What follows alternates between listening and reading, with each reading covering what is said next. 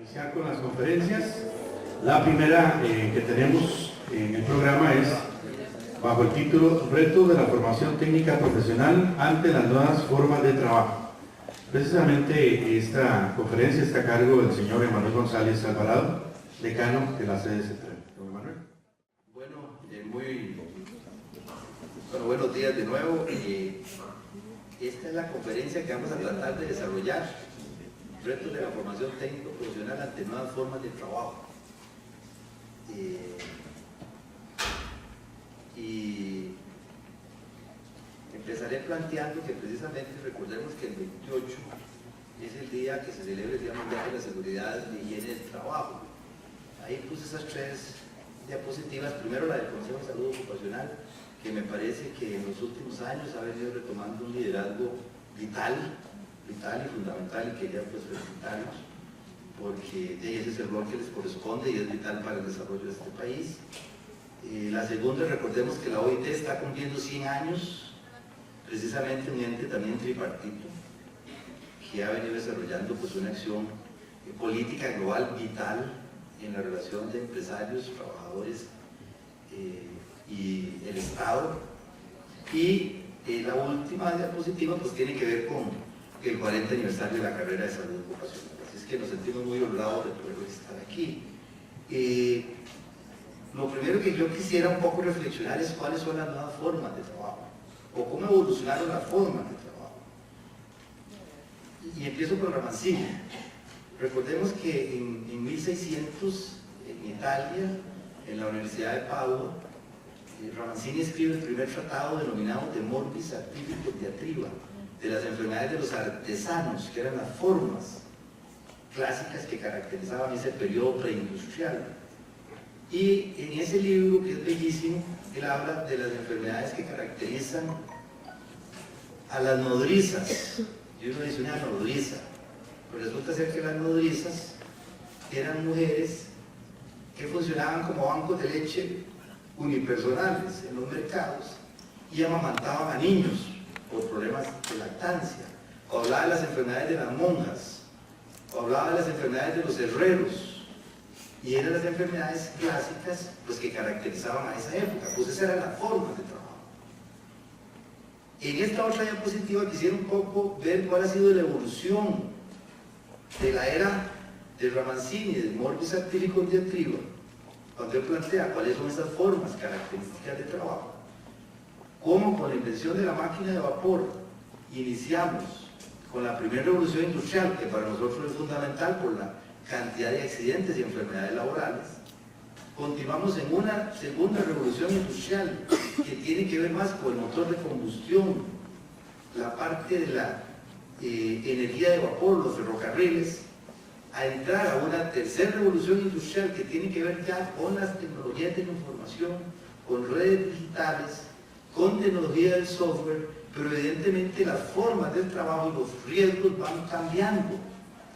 Y vean que hay una transformación también, y le llamo la revolución 4.0, que es a partir del año 2011 en Alemania, que empieza un nuevo concepto que une las tecnologías de información en redes e interconexiones en una gran nube a la velocidad de la luz, que va a empezar a transformar otras formas de empleo. Esa es un poco la evolución que tenemos hasta el día de hoy. No ha sido fácil montar la conferencia, y ahora les voy a decir por qué cuando damos ciertos datos, porque parece ser que aquí, bien lo decía Fridtjof Capra cuando hablaba entre el nuevo paradigma y el viejo paradigma, que hay un péndulo, que muchas veces el péndulo se va hacia esas formas de trabajo tradicionales, pero de una vez vuela el péndulo, se traslada a unas nuevas formas de trabajo en una revolución que no estamos ajena, pero ¿dónde nos ubicamos y en qué contexto histórico estamos y cuál es nuestra realidad? Esta es la realidad. Tenemos una población de 7.500 millones de seres humanos. La población se ha multiplicado. En la época de Ramazzini eran 600 millones y hoy somos 7.600, 7.700 millones. Nunca tantos seres humanos hemos compartido una biosfera en común, nunca. Y la expectativa de vida obviamente ha aumentado. La producción se ha aumentado por 240 y el consumo de energía por 115. Entonces no hay duda que hay una tendencia. Las nuevas formas del trabajo se concentran en megápolis. Ahí está el top 10 de las grandes ciudades del mundo. Tokio con 40 millones, Distrito Federal con 30 millones, es decir, moviliza por día toda la población de Costa Rica. El metro, 5 millones se moviliza solo en el metro por día. Entonces en esas grandes megápolis, en esas grandes ciudades se concentra la energía, se concentran los residuos, se concentran nuevas formas y métodos de trabajo. Es decir, hay un ecosistema que se desarrolla. Y si vemos cuáles son las amenazas entonces que enfrenta la humanidad, veamos que son interesantes porque esto también nos da una visión global, holística, que la diferencia. Por un lado tenemos las amenazas naturales, como ya sabemos, que históricamente han estado, pero tenemos esas amenazas antrópicas. El único ser humano que ha podido variar el clima en la historia del planeta Tierra ha sido el ser humano. Pero vean no solo las amenazas que nosotros tenemos amenazas geopolíticas por problemas asociados a corrupción, a estados frágiles, conflictos geopolíticos, falta de gobernanza, comercio ilícito, crimen organizado, terrorismo, armas de destrucción masiva, volatilidad del precio de los alimentos, baja infraestructura, colapso en los precios de los activos. Es decir, cuando nosotros vemos este entorno, es un entorno que también es un entorno muy agresivo. No puede ser posible que en Costa Rica los jóvenes estén muriendo entre 17 y 25 años por sicariatos, por una economía que también no genera otro tipo de acciones. Y eso tiene que ver con las nuevas formas de empleo y con una forma de calidad de vida que las poblaciones van a tener. Ahora, ¿cuál es la realidad? Porque estamos tratando de dar una visión macro, pero ¿cuál es la realidad de las formas de trabajo? Aquí es donde uno aterriza. Cuando nosotros vemos cómo está distribuida nuestra fuerza laboral, las características de la ocupación, y vemos que aún seguimos teniendo casi un 45%, es decir, tenemos una población ocupada de 1.995.000 en el 2017, formal 1.175.000, informal 819.000. Eso lo reproducimos también en materia de riesgos del trabajo. Es un problema de registro histórico. Históricamente tenemos un grupo muy grande de la población con diagnósticos ausentes de las estadísticas en materia de riesgos del trabajo. Y tenemos una gran población informal de que está sujeta a problemas de no acciones de seguridad social, seguro social, riesgos del trabajo, y vemos que los accidentes del trabajo se mantienen también en 127.000 para el 2017 con ese subregistro, ¿verdad? Un subregistro enorme, que es histórico, esto no es nuevo en estas estadísticas. Entonces, ¿qué es lo que yo quiero también llamar la atención? Que nuestras formas de trabajo no están en la revolución 4.0. Es decir, nuestras formas de trabajo en ese péndulo todavía arrastran una producción, aunque estemos en un enclave tecnológico, muchas de nuestras formas, ahí lo vemos, sigue siendo la agricultura, y sabemos cuál es el trabajo de los peones agrícolas. No es que tampoco tenemos tecnología de drones todavía sustituyendo procesos de fertilización o de aplicación de plaguicidas. Hay algunos ejemplos que ya se realizan, pero ese no es el común denominador. Y tenemos vean que por primera vez el sector agrícola le gana al sector de la construcción, pese a los esfuerzos que se han realizado históricamente, y la población de los servicios. Y si vemos cuáles son las denuncias por siniestralidad, riesgos mecánicos, riesgos por sobrecarga física, riesgos químicos y biológicos, riesgos físicos, no específicos o no responden, vean ustedes qué cantidad en ese subregistro. Y cuando vemos cuáles son las denuncias de acuerdo a las formas de trabajo, aquí es donde la conferencia se me enredó con el título. Entonces yo empecé muy volado, tratando de ver cuáles eran los riesgos de las ciudades inteligentes, de las Smart City, de todos estos temas, y cuando voy a las estadísticas me doy cuenta que la realidad que tenemos es guardianes y porteros, conductores de camiones pesados, mensajeros, asesoristas, botones, policías, escribadores, carniceros y afines, Si estuviéramos viendo cuáles son las profesiones del siglo de la revolución 4.0, tuviéramos administradores de páginas de internet, administradores de esto, no sé si me voy a entender lo que quiero plantear. Entonces, evidentemente, aquí hay que hacer tenemos que ubicarnos, vuelvo a la teoría de Capra y el péndulo. Es decir, entre esas nuevas formas de trabajo y la revolución de las formas de la automatización de los procesos de la revolución 4.0, me parece que el péndulo se nos va más a las formas más tradicionales de trabajo. Entonces empecemos resolviendo lo que hay que resolver primero, ¿verdad? Empecemos resolviendo. No obstante, en esas nuevas formas de trabajo yo planteo 4 grandes elementos. El cambio climático, cómo está alterando las nuevas formas de trabajo, la tecnología, sin duda alguna, la demografía y la organización y los métodos de trabajo que de alguna manera van incluidos. Empecemos por la primera. Como bien sabemos, la intimidación más importante que enfrenta la humanidad es el cambio climático. Es decir, este es el tema global, este es el tema que está definiendo el futuro de la humanidad. Obviamente eso ha sido por cambio del uso del suelo. ¿Cómo hacemos para sostener 7.700 millones de seres humanos? 7 millones, ya se me olvidó. Ahora ya todos lo hemos dicho como 1000 veces. ¿Cómo hacemos para sostener tantos seres humanos compartiendo una zona biológica? El cambio del uso del suelo, no solo en la parte agrícola, no solo en la parte industrial, ha venido modificando, como decimos, porque hay una concentración en grandes megaciudades. Obviamente el clima ha variado, como nunca había variado en los 4.000 millones de años que tiene la Tierra, había mantenido una temperatura estable. Es a través de la era preindustrial que con los gases de efecto invernadero, fundamentalmente el CO2, esta molécula que es la que se utiliza para los combustibles fósiles, que sin duda alguna ha venido dándose modificaciones, y la temperatura, por lo tanto, y el clima, en los últimos 10.000 años, se había mantenido alrededor de los 15 grados centígrados. Eso significa que evidentemente esa molécula que tiene que ver con que la Tierra ni se caliente ni se enfríe, obviamente una vez que entra los haces de luz a la Tierra, unos se absorben, otros se reflejan, se transforman en infrarrojos que aumenta la temperatura natural.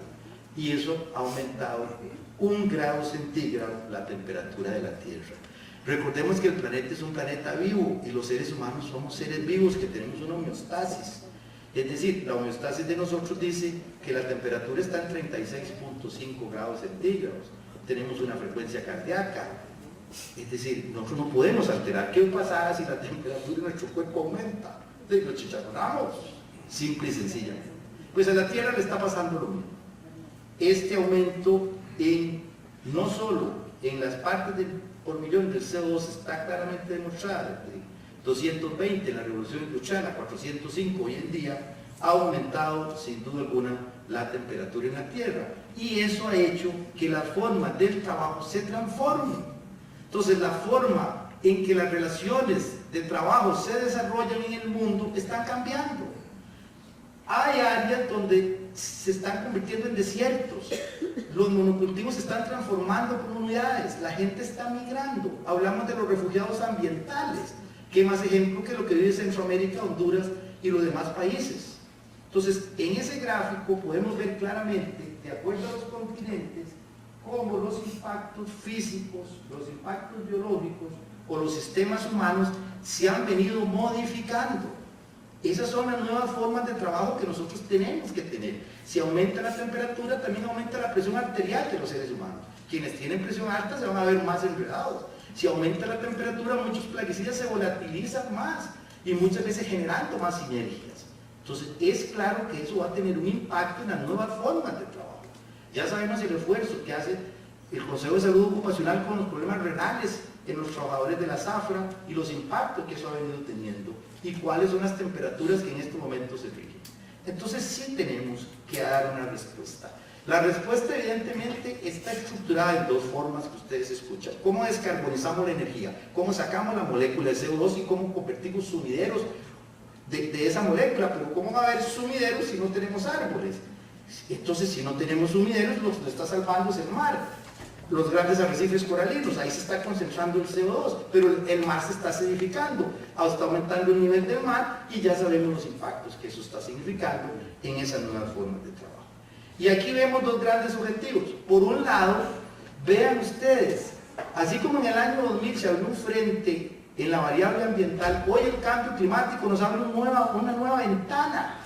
El cambio climático se enfrenta desde dos perspectivas, ya vimos, descarbonizando energía, generando sumideros, o lo que se denomina la gestión integral de la prevención del riesgo de desastre.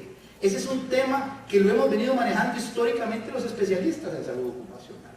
Entonces ahí va a haber otro abordaje y un tema fundamental, porque la vulnerabilidad que vamos a tener nosotros va a estar muy definida por precisamente la degradación de la vegetación natural, la fragmentación, la susceptibilidad, inundaciones, baja escolaridad, todo lo que esto significa ya tiene un impacto, y ese impacto nosotros lo empezamos a ver con efectos reales. El efecto del huracán Otto, los servicios meteorológicos también han perdido la predictividad real. Cuando ocurren estas tormentas no se sabe muchas veces cuál es el efecto. Recuerden que la gente en Opala a las 4 de la tarde no se imaginaba lo que iba a pasar media hora después. Es decir, son situaciones, tenemos una frágil y limitada infraestructura vial, y las inundaciones urbanas juegan parte de esas nuevas formas de trabajo que nosotros tenemos que enfrentar. La acumulación de residuos sólidos, líquidos, los ríos y océanos forman parte de eso. Ese es uno. La otra parte evidentemente tiene que ver con la globalización y los cambios que también nos dan la tecnología, cómo ha venido aumentando y cómo se ha venido desarrollando. Fundamentalmente también estos tipos de riesgos disminuyen algunas probabilidades que hacen que ciertas actividades o procesos que se automaticen puedan disminuir la posibilidad de riesgo. Entonces, ¿cuáles son esos nuevos riesgos cambiantes? Hay muchos riesgos que nosotros vamos asociando a la nanotecnología y a la biotecnología. Esos son nuevos factores de riesgo que nosotros tenemos, pero que también están implícitos en estas nuevas formas de producción. Esas dos fotos las tomé yo en dos industrias, agrobiotecnología, una industria cercana aquí al aeropuerto, que efectivamente manejan mucho tipo de este tipo de producción, que también está generando nuevos cambios. Y ahí tenemos también otros como estos procesos automatizados, también sabemos, y el problema del desempleo y de la población informal nos están generando también a nosotros problemas como recortes en los salarios, malas condiciones asociadas con la migración por motivos de trabajo y trabajos en la economía informal. Entonces, no hay claro también que este tipo de riesgo nos está afectando más los problemas osteoarticulares, recordemos los problemas económicos empiezan a jugar un papel fundamental, y los factores psicosociales a través del estrés fundamentalmente, y todas esas formas en que los seres humanos nos desarrollamos.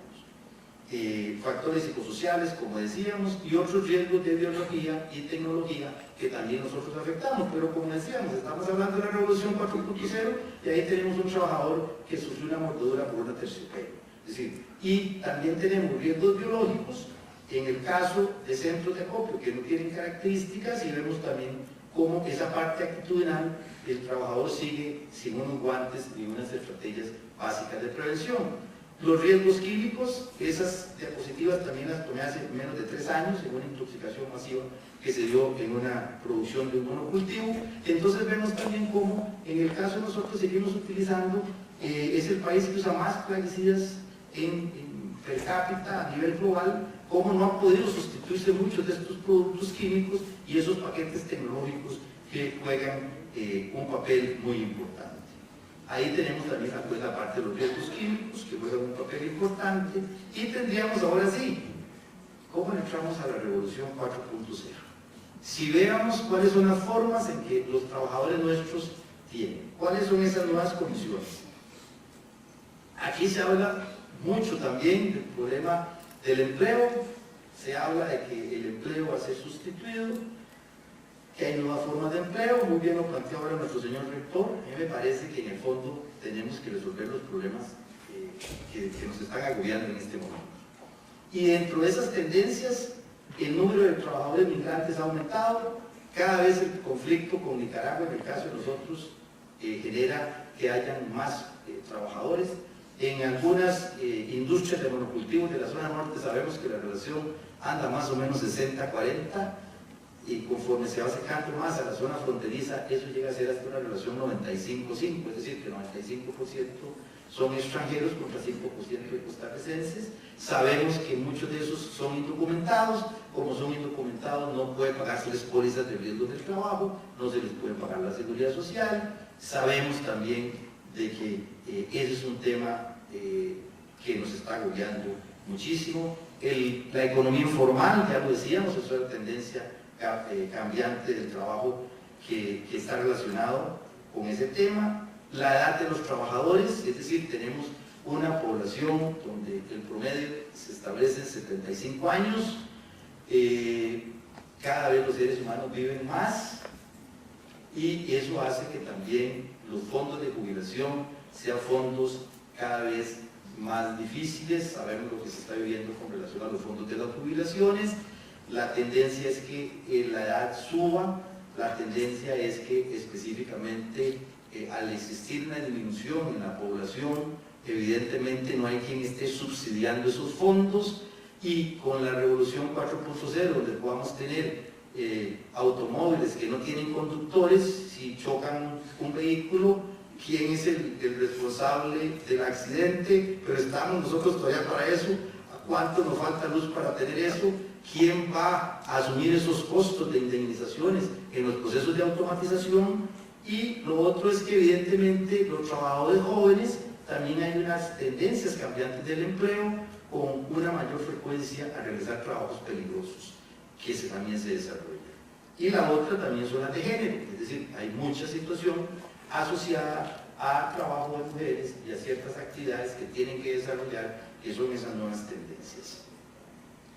Las tendencias hablan, como lo vemos, globales son las mismas. Hoy dieron datos. Las estimaciones mundiales de enfermedades y accidentes siguen suscitando una gran preocupación. En los países desarrollados, otros trastornos de la salud a largo plazo, como el cáncer profesional, los trastornos del sistema y las enfermedades cardiovasculares. Recordemos que nosotros arrastramos una deuda histórica. Siempre las estadísticas hablan de accidentes, no hablan de enfermedades laborales. No hemos tan siquiera ni podido ratificar la lista de la OIT. Esa es una deuda que arrastramos histórica. A mí, como profesional, y después de 40 años de estar aquí, me da vergüenza saber que este es un tema que hemos venido abordando durante décadas y no hemos podido resolver. No se ha podido resolver el tema. Es decir, nosotros seguimos creyendo solo que la gente tiene accidentes del trabajo. No existen las enfermedades laborales. Esa es una deuda histórica terrible que me parece que nosotros debiéramos de ver cómo podemos resolverlas, además del problema de la notificación, que ya lo vimos que es evidente en las estadísticas que también nosotros mencionamos. Entonces decíamos, ahora sí, ¿cuáles son las nuevas formas de trabajo? Esas son las nuevas formas de trabajo. Ahí está. Cuando nosotros hablamos de las ciudades inteligentes, y que ya lo vivimos, porque cuando nosotros hablamos de la economía, de los algoritmos predictivos, cuando nosotros nos pasamos en la casa y tenemos una plataforma como Netflix, que usted puede ver todas las películas que quiere en un segundo bajar, cuando nosotros vemos las plataformas de Google, cuando nosotros vemos las plataformas de Waze, eso es parte de la economía algorítmica predictiva. Es decir, nosotros el péndulo, ¿dónde nos lleva? A estas ciudades inteligentes. Es decir, esta es la realidad que está viviendo Costa Rica. Si bien estamos en el mundo del Internet de las cosas, en el Big Data, en el análisis, en la inteligencia artificial, en la aplicación de última generación, en la ciberseguridad, es decir, el péndulo, ¿dónde nos quedaría? La pregunta que yo les hago. Si seguimos utilizando esa comparación, ¿hacia dónde se nos va el péndulo? Se nos van las formas más tradicionales, o es que estamos aquí. El esfuerzo de esto, conozco a la Municipalidad de Grecia, que ha estado trabajando un proceso de un concepto de ciudad inteligente, y que ha venido utilizando no solo para el manejo de los desechos, sino para el parqueo de los automóviles, para el monitoreo de algunos gases, para monitoreo de ruido. Conozco Grecia porque hemos tratado de hacer una alianza con ellos. Pero la pregunta es, ¿estamos ahí? Ese es el mundo que está viviendo Costa Rica. ¿Cuál es el enclave tecnológico que estamos usando con los equipos de dispositivos médicos? ¿Cuáles son esas formas de trabajo? ¿Son estas las formas del trabajo que nosotros estamos desarrollando? Entonces aquí es donde tenemos que tener, y aquí es donde la conferencia no me calzaba, y yo volvía para un lado y volvía para el otro, y yo digo, me gusta mucho este tema de la revolución 4.0 y de las ciudades inteligentes, y hablando hasta con Marcelo, me decía don Marcelo, Manuel, es que esto es, y tenía razón, desde hace días atrás que hablábamos, donde el tema de, ¿cuál es el tema real? ¿Dónde estamos ubicados? No es que no estamos nosotros, no es que no tengamos un smartphone, no es que no tengamos teléfonos inteligentes, no es que, pero no hemos, creo que hay que atender otras cosas, hay que atender la epidemia de los muertes por accidentes de motos, eso es una epidemia nacional, una epidemia que da vergüenza, hay que atender la gente que se muere por corridas de toros, eso es más artesanal que Ramancini, cuando hay veranos toreados, inviernos toreados, es decir, y eso los televidentes pagan por ver cómo matan a una persona y eso parece ser normal en la cultura en que nosotros estamos. Por eso empecé con Ramancini, porque yo creo que Ramancini no es que las 50 enfermedades, la muerte de un torero que se lanzó ahí. Es decir, ese es un tema que nosotros tenemos que abordar. Y en verdad me costó mucho tratar de poder ver cuando la realidad estadística nos dice otra cosa. Desde cuando todos los días prendemos la televisión y lo que decimos, otro muerto en moto, otro muerto en moto, otro muerto en moto, otro muerto en moto. Sí, entonces, ¿dónde estamos? ¿Hacia dónde se nos va el péndulo? Podríamos estar hablando de ciudades inteligentes, podríamos estar hablando de esa transformación, de la revolución 4.0, de los robots y de la... Nosotros estamos hablando de una carrera en mecatrónica y estamos muy convencidos, sin duda alguna, de esas nuevas tecnologías. Pero eso nos implica, y si en esta lámina ustedes pueden ver un poco la diferencia entre el entorno tradicional de trabajo y el ambiente inteligente de trabajo. ¿Cómo puede ser que en tiempo real, que usted puede medir, que las evaluaciones, que lógicamente toda la creación de la virtualidad, de los videos, de la sensibilización que podemos nosotros desarrollar? Y equipos de protección que te monitorean al instante, que te llevan controles, relojes que te monitorean el pulso, es decir, no estamos ajenos a eso, y no estamos ajenos a eso. Entonces, ¿cuáles son los retos de la transformación técnica profesional ante nuevas formas de trabajo? La universidad ha venido apostando por un modelo educativo. Recordemos que nosotros en teoría, cuando lo decíamos, formamos diplomados técnicos, que así nacimos, en el saber hacer, que eso nos diferenciaba y nos aplicaba mucho la educación de los colegios técnicos profesionales. El modelo de nosotros ha sido un modelo que en teoría plantea que debemos de ser una comunidad de aprendientes, de crear redes, trata de romper con la linealidad tradicional con que hemos sido educados, que no es un tema fácil. Es decir, la ruptura de la linealidad, que ahora quiero hablar un poco de eso, no es un tema fácil. Entonces, ¿cuáles esos modelos? Quiero un poco ver el entorno para llegar después ahí. Es preciso que los expertos académicos e investigadores adopten un enfoque integral, así como organizaciones de empleadores, para hacer frente a los daños que plantean los riesgos. Es decir, habla de un enfoque integral, un enfoque holístico, que el modelo nuestro concibe un marco epistemológico holístico, integrador.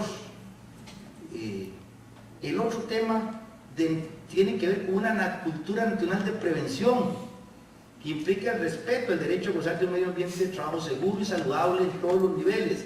Esto tiene que ver con el cuidado a la vida, tiene que ver con el buen vivir, política de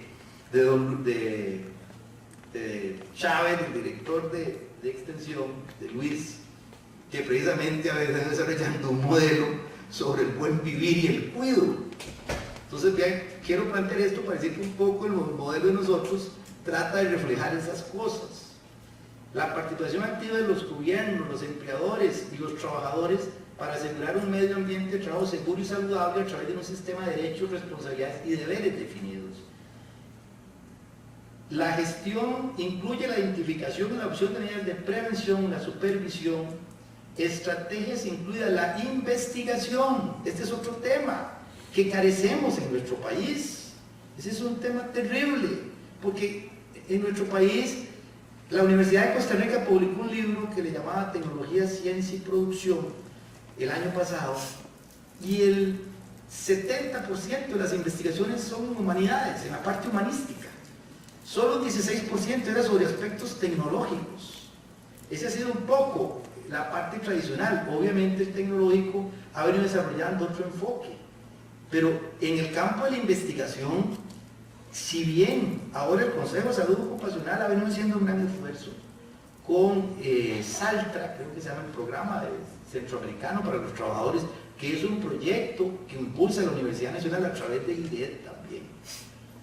Ha venido desarrollando modelos que han dado con nuevas técnicas y estrategias para la prevención de los daños, precisamente renales, que todos hemos escuchado en los trabajadores de Guanacaste. Entonces, este es otro tema fundamental que las universidades debemos de empezar a desarrollar. Si hay investigaciones que se están cayendo son las de ergonomía.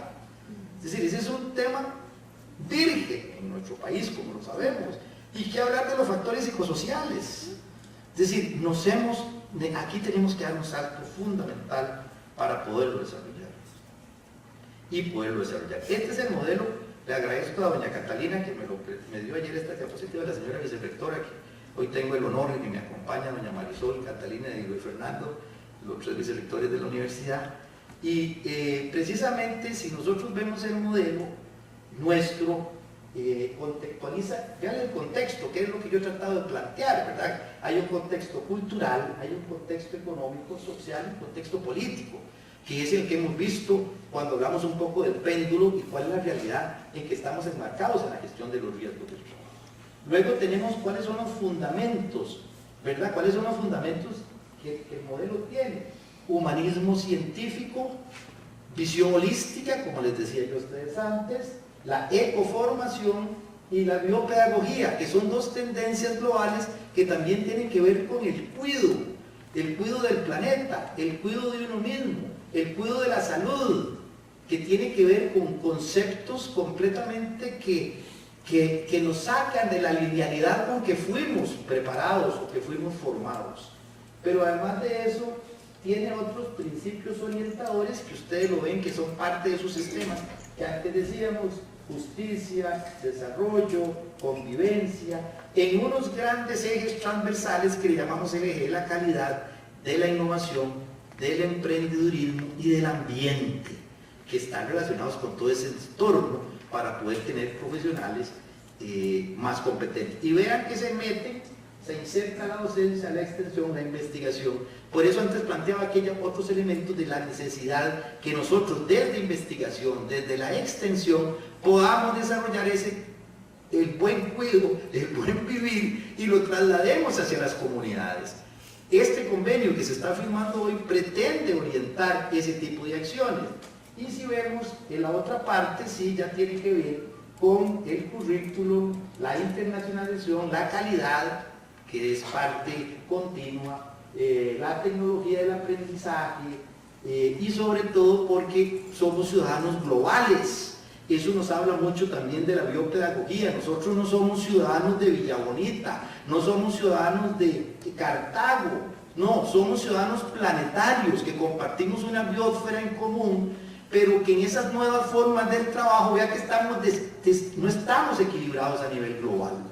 Y como no estamos equilibrados, eso sí nos plantea un gran desafío. Si nosotros, entre más nos distanciemos de esas tecnologías disruptivas, de esas tecnologías de la información, un país va a ir cada vez a una tendencia de mayor pobreza y de se sale de un mercado, ¿verdad? Ese es el tema también. Nos salimos de un mercado. Nos queda un minuto, bueno, ya casi terminé. Luego están los otros factores, ¿verdad?, del entorno para poder desarrollar eso, como decíamos nosotros. Vea que el enfoque tripartito de la OIT, del Consejo de Salud Ocupacional, es clave. Nosotros no podemos dejar ese enfoque si no es también con la visión de los empleadores. Y el perfil de los egresados, entonces nos permite ese reto. saber establecer, saber hacer, saber elaborar. Es decir, este es el saber hacer del modelo, dentro de ese entorno que nosotros podemos desarrollar de liderazgo, de inteligencia social, de creatividad, de innovación, de relaciones, de trabajo en equipo. Y el proceso de aprendizaje también es muy interesante porque vean que nos plantea un proceso de aprendizaje más en el saber hacer, más en la resolución, más en el análisis de casos, más en la simulación, más de desestructurar el poder. Es más, uno no debe dar estas conferencias aquí, debe estar ahí abajo. Debemos establecer relaciones no de poder, esas estructuras. Ya el que está ahí, el que lo sabe todo, o lo miente todo, o lo batea todo, o lo copió todo de internet.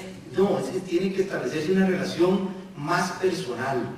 Y obviamente una serie de metodologías activas, que aquí está el otro tema, es que las universidades tienen que dejar de ser clases en hemiciclos como los romanos, y la digitalización y la virtualidad de la educación va a jugar un papel trascendental. La mayoría de las carreras son en línea. Eso sí nos va a ayudar muchísimo a transformar culturas, a transformar a través de videos y una serie de elementos. Y yo nada más ya quiero, para ir terminando, un poco romper con lo que para mí es la angustia que hemos tenido en estos 40 años. Nosotros tenemos que desmistificar el concepto de riesgo. Cuando digo desmistificar, es dejar esa serie de estereotipos o mitos con que se ha conformado el riesgo. Nosotros hemos creído, y ahí el modelo nuestro es una ruptura hacia eso, porque nosotros no podemos seguir creyendo que el riesgo es responsabilidad del especialista en salud ocupacional, del ingeniero, del médico, del psicólogo, del administrador. Ahí existe un proceso errado histórico. Los italianos desde los años 80 a eso le llamaban, y por eso dejé la palabra trabajador, porque ahora no, se llaman colaboradores. Él decía, los italianos, la salud del trabajador debe cuidar del mismo trabajador, no la puede delegar. Yo no le puedo delegar mi salud a nadie. Con los bateadores, con todo el respeto que hay en la ciencia, si bien tenemos tecnologías que disminuyen la incertidumbre por carne propia, que uno lo ha vivido, hay que tener por lo menos unas 4 o 5 referencias. Una resonancia magnética, un TAC te disminuye la incertidumbre, pero somos seres únicos. Nuestras células podrán tener principios comunes, pero no son un patrón, se autoorganizan en redes, como es en la sociedad actual, funcionan de forma diferente. Entonces, ¿qué es lo que pasa aquí? Esto hay que desmistificarlo. Yo no puedo andar detrás de un trabajador todo el día en la construcción para ver si le puso la línea de vida o no. Es decir, eso no puede seguir siendo, porque eso nos genera un fraccionamiento también de nuestra salud, de nuestro cuerpo, de la salud. ¿Y cuál es la ecología de los saberes? La ecología de los saberes es la ecología de la cotidianidad. ¿Cómo le voy a decir yo a un mecánico cómo hacer su trabajo si tiene 20 años de hacer su trabajo? Los mejores mapeos de riesgos que hice yo, una vez estaba en la Universidad de Costa Rica dando un curso para ingenieros químicos en el último nivel, y los puse a hacer el mapeo de riesgos, estoy hablando del año 2000, y estaba trabajando en Pital en el 2005 en una piñera con trabajadores que no sabían leer y escribir. ¿Cuál fue el mejor mapeo de riesgos? ¿El de los trabajadores que no sabían leer y escribir, o el de los ingenieros de la Universidad de Costa Rica que estaban por graduarse? El de los trabajadores de la piñera, porque el que le chima el zapato sabe de dónde es. Y era un mapeo perfecto. ¿Quiénes me dijeron cómo hacer el mapeo? Yo, que era el experto, yo, que era el dueño del conocimiento. No sabía nada. Eran ellos los que me decían. Yo orientaba a través de una metodología de participación, cuando vemos el modelo nuestro, de casos o simul. Pero ellos son los que sabían. La ecología de saberes es fundamental, porque tenemos que entrar otra vez, volvemos al cuido y al buen vivir. Eso es el tema.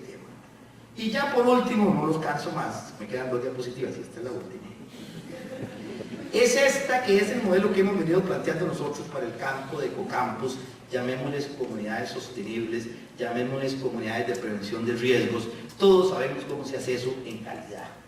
Se define una política, se genera un compromiso, si no hay compromiso y no hay política, apague y vámonos. La comunidad sostenible son los balances de masa y energía, pero ahí yo lo que hago es un mapeo de riesgos, veo a ver cuáles son los diagnósticos, defino una estrategia. Todo eso está muy bien y como técnicos y especialistas somos perfectos en hacerlo. Pero ¿qué pasa si nosotros no convertimos acciones en valores? No pasa nada. Se quedó en el papel, hice los mejores reportes, hice los mejores gráficos, hice los mejores monitoreos. Si no me transformo yo como trabajador, nadie se va a transformar. Dos ejemplos rápidos. ¿Cuántos fuman en este auditorio? Levanten la mano. Dos. Si esa pregunta le hubiéramos hecho hace 30 años cuando estudiábamos Esthercita y yo en el colegio universitario de la abuela, todos fumábamos y compartíamos la chica con el profesor. Todos. ¿Y por qué dejamos de fumar? Porque probablemente la legislación ha sido muy fuerte, porque probablemente, porque nos dimos cuenta que el tabaco nos mata, que la boca huele terrible, que dar un beso que fuma es terrible. Digo, perdónenme a los que fuman, pero efectivamente es muy probable que pasaron muchas cosas y la gente tomó esa decisión. Acciones en valores, se convirtió en un valor. El otro rápido. ¿Por qué en Costa Rica no se caen las casas cuando tiembla tan fuerte? ¿Por qué en el terremoto de Haití se murieron 300.000 viejos? Hubo 1.500.000 damnificados. ¿Y por qué en Costa Rica con terremotos más fuertes no se muere nadie? Hay una cultura, se creó un código sísmico, hemos venido desarrollando estrategias en los centros de trabajo, haciendo planes de emergencia, diciéndole a la gente cómo organizarse. Se transforma en un valor. Si no se transforma en un valor, apague la vámonos. Y ya nomás, empecé con Ramazzini y termino con Ramazzini. Y ojo lo que decía Ramazzini. Hay seres humanos que contraen las enfermedades más graves allí donde esperan obtener sostén de su vida y de su familia, y que mueren maldiciendo su ingrata profesión. No puede ser posible que el lugar donde yo voy a ganarme el sustento, el lugar donde yo debo estar más feliz, es el lugar que me está matando. No puede ser posible que yo ya no puedo ver un compañero porque me estreso. No puede ser posible porque veo un jefe que me atormenta. No, eso es vida. Perdónenme, eso no es vida. Y todo es temporal, todo es pasajero. Y no nos llevamos nada. Muchas gracias. Empecé con Ramazzini y termino con Ramazzini. Muy amable.